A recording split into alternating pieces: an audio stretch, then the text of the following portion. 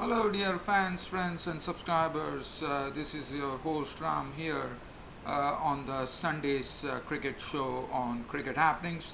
Welcoming you all to this show with the news that Australia have retained the Ashes.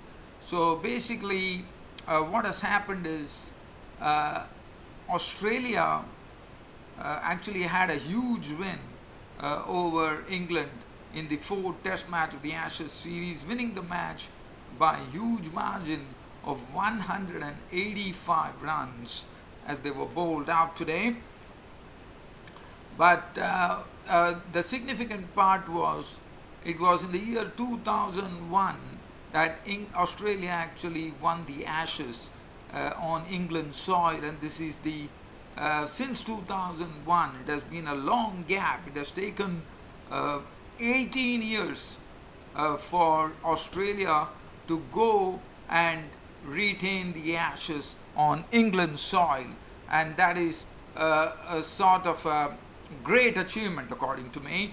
And besides, with the final test coming up, all that England can do is to collect some points if at all they win this. So it's currently the Ashes series has already been won. The Ashes has been retained by the Aussies, and we get on to the final test match. So I will narrate the tale, but again it was very good bowling from Pat Cummins, who yesterday kept charging, as you know, and today continued in the same vein. And Hazelwood has been bowling superbly right both the innings, and he also combined very well with Cummins. So I will go through this particular test match. At the other side, in Bangladesh in Chattogram, in the one-off test match between Bangladesh and Afghanistan, Afghanistan are on the verge of making history in their very short, in their very brief period in their test history, as they are just 4 wickets away from grabbing a victory against Bangladesh. Bangladesh have a very stiff ask, one could say, because 236 runs are still required. 262, if I'm not wrong. I'm just going to check on that right now. I think I reckon it's 262 runs, which is still needed by Bangladesh to go and actually win the match. But the good thing for them is their star captain, Shakibul Hassan, is still there at the crease. But again, this is a very stiff task going into the final day of the match. The spinners are totally ruling the roost as far as Afghanistan are concerned. But I think we should probably be seeing the Afghanistans making history tomorrow, because the pitch is already turning, as we know, and especially the ball is kicking up from the rough, from the foot marks, and I think we are definitely looking at an Afghanistan victory tomorrow, their maiden test victory in their brief history. And I have to say that it is coming pretty quickly after only playing one test against Ireland, one test against the India, and now the third test match in their test history. So we'll have a look at that match as well. And then today I will also take you down to the Caribbean Premier League, which has been happening, but unfortunately, due to shortage of time, I have not been able to cover it. I can just give you a live cricket update coming in on the fifth match of the Caribbean Premier League at Port of Spain, Trinidad and Tobago, where the Trinbago Knight Riders, 168 for 3. They have won the match by 7 wickets against St. Lucia Zouks, who made 167 for 5. Lendl Simmons was man of the match. We'll come back to that as well. But first, let's head on to the victory where England, as I said, the Aussies have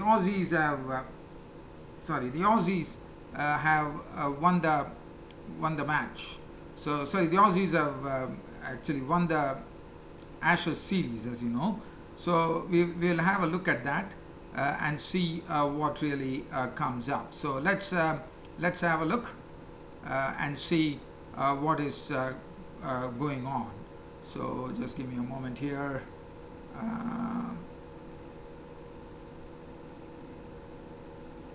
So we are looking at it. So we are just going to start off that right now. So just give me a moment here as I'm slowly getting onto it here.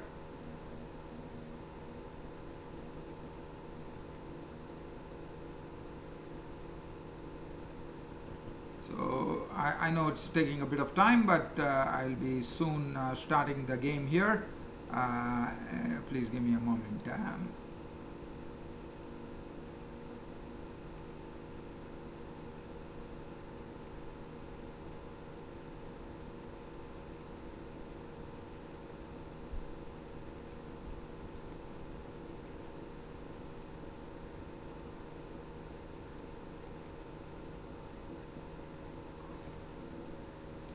It seems to be some problem, but now I think the problem seems to have solved. So sorry, dear friends, that I had to keep you waiting. But now, as I said, let's head on to the Ashes. The fourth test of the ICC World Test Championship at Manchester was absolutely set up today. That is on the final day of the Ashes Test at Manchester in Old Trafford. And we are looking, so we were looking at the England actually yesterday. They were rocked by Cummins in the brief time span that they were in at the crease, and where they lost two quick wickets with Cummins going to went on to knock off. I think it was 2 wickets were taken by Pat Cummins in the second innings of England. So just carrying on the story. So today, let's have a look at what really happened. So just looking at the picture today, it was Joe Denley at the crease. Rory Burns and Joe Root were sent packing yesterday by Cummins. Jason Roy at the crease, and the both of them decided to stay put at the crease, trying to occupy as much time as possible so that they can occupy the crease. But it went on for quite some time. But then Jason Roy, who was definitely playing a game which was unnatural to him, and that is, Jason Roy is predominantly a very good stroke player, but he was really playing according to what the circumstances were. But it did not last long, and it was. But I thought Rory Burns and Jason Roy were doing a pretty good job in negotiating the bowling of Cummins, Hazelwood, Stark, and Nathan Lyon. But then Cummins came back and knocked Jason Roy's stumps as the ball went through the gate. And we could hear the rattle there. It was Pat Cummins bowling to Jason Roy. Jason Roy went for a forward prod onto it. It was a real inducker from Pat Cummins. It came with some real pace, one could say, as it crashed into the stumps of Jason Roy. So Jason Roy was the first wicket to go in the morning, bowled by Cummins for 31, and that was the first wicket. England were 66 for 3 at that stage.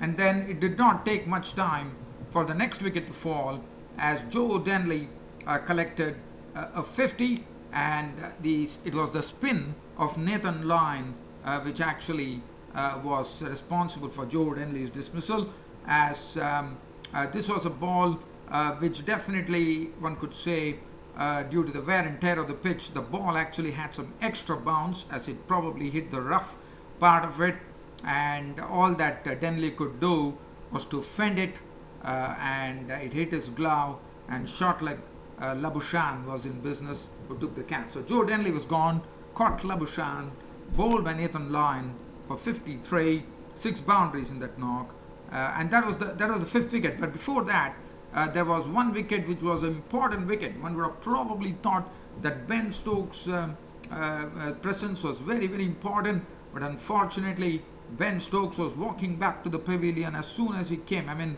he definitely eked out just a single of 17 deliveries. And then what a delivery from Pat Cummins to get the wicket of Ben Stokes. Absolute corker, one could say, because he actually had this delivery which actually pushed Stokes onto the back foot, and probably he was probably at the last moment he was trying to pull his bat away, but before he could realize it was all over, as he had got a faint tickle there, and Payne behind the stumps had gobbled it up, and Cummins left an appeal, and Stokes, like Adam Gilchrist of Australia, did not wait for the umpire's decision as he started walking back to the pavilion. And as I said, the Englishmen were 74 for 4, and with Joe Denley's dismissal, they were 93 for 5, absolutely staring down the barrel at that particular time. So they had two new batsmen at the crease, Jonathan Barristow at one end and Josh Butler. And now, from 93 for 5, there was a brief recovery which was done. This brief recovery yielded 45 runs, but again, what one saw from England was that it was one thing that they knew, that they wouldn't be able to win the test match, and the basic thing that they had to do is to occupy the crease as much as possible, and that's what they precisely were determined to do. They kept doing that, but it did not last long. With the score, England's score reaching 138, it was time for Jonathan Barristow to leave the crease, but definitely Barristow and Butler tried their bit, but then Mitchell Starc was coming back to his second spell, and he was the one who sent Barristow on his way back to the pavilion. He was given out LBW. Now Mitchell Starc was actually bowling round the wicket. The ball nipped back, and in fact it escaped the inside edge of Jonathan Barristow's bat and went on to hit the pads, and that was the end of Jonathan Barristow. LBW bowled Starc for 25, and the score at 138 for 6 at that particular stage. Now Josh Butler was joined by Craig Overton, but then the next wicket to go was Josh Butler. Now this was a superb delivery from Josh Hazlewood. What a delivery there. He made the ball hoop around, I would say, as this was a ball which was pitched outside the off stump, but it came in a long way, and before Butler could know anything, it was all over. It had hit the timber, and Butler was walking back. What a superb delivery from Josh Hazlewood to get rid of Josh Butler. And Butler was gone, bowled by Hazlewood, 34, 4 boundaries, 172 for 7, and now at 172 for 7, Craig Overton was at the crease. Jofra Archer joined him, but Nathan Lyon got Jofra Archer pretty quickly, as this was, as I said, it was all due to the vagaries of the pitch on the last day, where the ball scooted for Archer, and all that Archer could do nothing, as the ball actually hit the foot marks, hit the back foot, and up went the umpire's finger. So Archer gone, LBW ball line for 1, 173 for 8, and now it was just a matter of when Aussies are going to win. But one saw some very good resistance coming from Overton and Mark Leach. They tried to consume as many balls as possible. Overton made 21 of 105 deliveries with 2 boundaries. Leach made 12, and suddenly the partnership was getting a bit frustrating, as from 173 for 8, the score reached 196 with some very stout resistance coming in from Craig Overton and Mike Leach. They almost occupied 15 overs. Almost 15 overs they occupied, but then finally, with probably 14 overs to go, there was Tim Payne. I thought really did a good thing. He threw the ball to Marcus Labuschagne, the part-time leggy, and the part-time leggy definitely obliged the skipper by getting the wicket of Leach. Now this was a ball which again from Marcus Labuschagne actually hit the rough which was on the outside the off stump. The ball reared up, and all that Leach could do was it almost came down to his stomach height, and all that Leach could see is the ball actually hitting his gloves, and it was a dolly of a catch to short leg. Matthew Wade held it, and Leach was gone for 12, and Labuschagne was the one who definitely had really really broken this very, very stubborn stand that was going on. So the score at 196 for 9. Now after that, it did not take much time for England for Australia to win the Ashes, as Hazelwood had overturned LBW. Length ball hits him absolutely plumb in front. It was all over. Australia retained the Ashes. Overton was gone. LBW bowled Hazelwood for 21 with 2 boundaries. Broad was not out on not. There was absolute celebration from the Australian team, and why not? Since 2001, it has been a gap of 18 years before the Aussies could actually go and retain the Ashes on England soil. They did it. I would say they came, they saw, they conquered today, as the Englishmen were bowled out for 197. Tremendous bowling from Pat Cummins. 24 overs, 9 maidens, 43 runs and 4 wickets. And Cummins did an excellent job, I thought. And Hazelwood definitely, even though Hazelwood did a wonderful job in the first innings, he picked up a fifer, if I'm not wrong. 17.3 overs, 5 minutes, 31 runs and 2 wickets in his second dig. And Nathan Lyon chipped in with 2 for 51, 1 wicket apiece to Mitchell Starc and Labuschagne.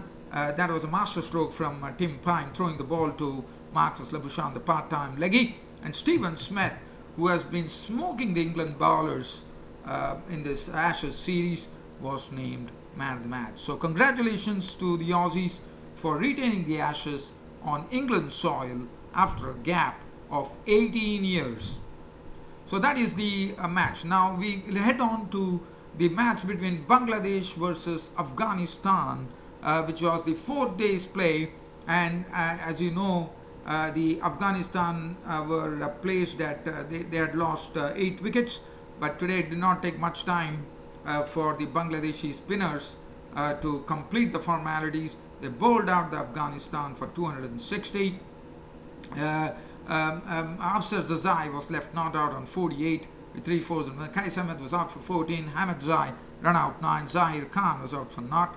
260 all out. The bowling, 3 wickets for 58 for Shakib, 2 wickets to the spinners Mehdi Hassan Riaz, Taijul Islam and Naeem Hassan. Well, it was a target of 398 in front of the Bangladeshis. So 398 runs to win the match for Bangladesh, and the spinners absolutely ruled the roost. It was all started by the wrist spinner Zahir Khan. Now Zahir Khan, what a ball from Zahir Khan. Liton Das got a ball, pitched in line with the stumps.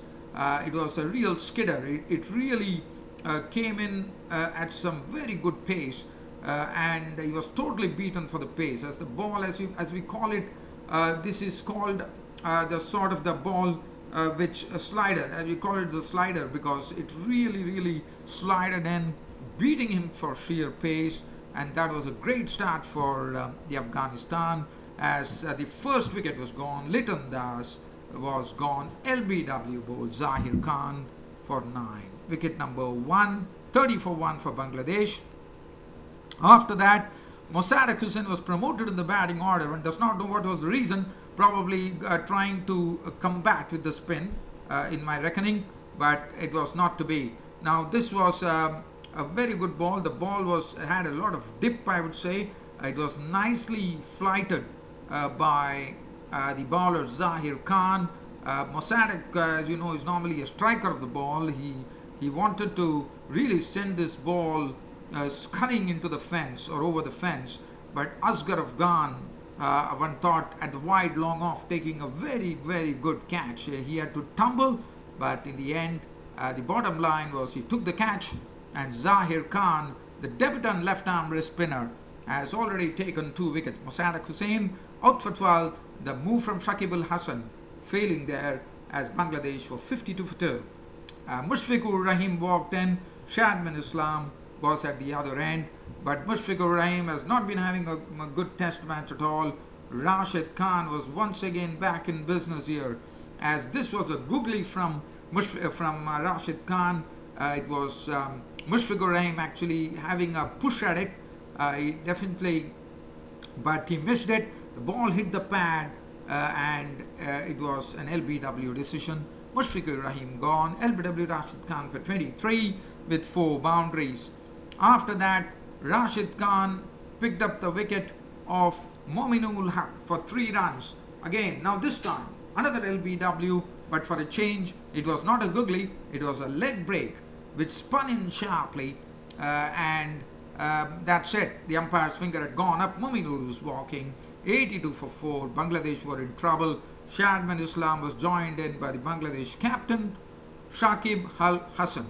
Shadman Islam was at the crease, and Shadman, who was doing his job well, I mean, he had contributed 41 with 4 boundaries, but now Mohammad Nabi, the right arm off spinner, made his mark here. Mohammad Nabi was, as you know, Mohammad Nabi has played his last test match. This is his last test match of his international career, and this was actually Mohammad Nabi, as you know, a right arm off spinner, has the floater is the stock delivery, and that was the floater. Shadman was probably trying to play for the turn, but the ball was a straight delivery, which is a floater as we call it, and it was all over. Another LBW, Shadman Islam, LBW Mohammad Nabi for 41, 4 boundaries. Bangladesh were in serious trouble as 106 for 5, and Mahmudullah, to complicate matters, fell a victim to Rashid Khan. This was the wrong one. Mahmudullah absolutely misread this delivery. He went on the forward defense, but the ball really had a lot of turn on it, hit the edge of Mahmudullah's bat. Ibrahim Zadran at forward short leg snapped up the catch. Rashid Khan had taken his 3rd wicket, and Bangladesh had really were in the dumps there at 125 for 6, but then Shakib Al Hassan calmly led them towards the close of play, with definitely a bit of luck coming Bangladesh way, as the light was not good enough to continue, and now there will be an early start tomorrow at 9:30 a.m. at Chatto ground. Shakib Al Hassan was not out on 39, 4 boundaries. Soumya Sarkar surprised, probably an injury, one does not know. He came up at number 8, and he was not out on naught.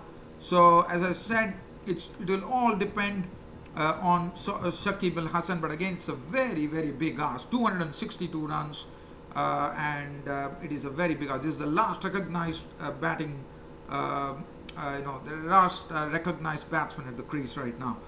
The bowling, Rashid Khan 3 for 46, 2 for 36 for Zahir. It's all about the spinners. 1 for 38 for Mohammad Nabi. So it will be interesting to see whether Afghanistan would be making history tomorrow in getting their maiden test win in their very, very brief test history. Just before I go, I will be touching on the last thing on this particular cricket show, and that would be the Caribbean Premier League 2019, which has seen a lot of matches. It was the 5th match today. St. Lucia Zouks made 167 for 5. Looking at that card there, Campbell at the highest score of 43. Other than that, 167 for 5 was the score. And Trinbago Knight Riders, Lendl Simmons really blasted 63 of just 39 deliveries. It included 5 4s and 5 spanking 6s. And he had the company of Dinesh Ramadin, who was not out on 50 of 38. And Kiran Pollard smashed 26 of 20, 1-4-2-6, and the game over. It was the Trinbago Knight Riders having a victory against the Zouks by 7 wickets. Well, this being said, I'll be back. I'm not sure whether I'll be back tomorrow, but I will try my best. If at all Afghanistan wins the test match tomorrow, I would definitely have the pleasure of describing the win on my Cricket Happening show tomorrow, hopefully. Well, dear fans and subscribers, it has been utmost pleasure for me always talking to you on this cricket show. Hope it is likewise over there as well. With this being said, it's your host Ram signing off this on a Sunday on my Cricket Happening show. Thank you.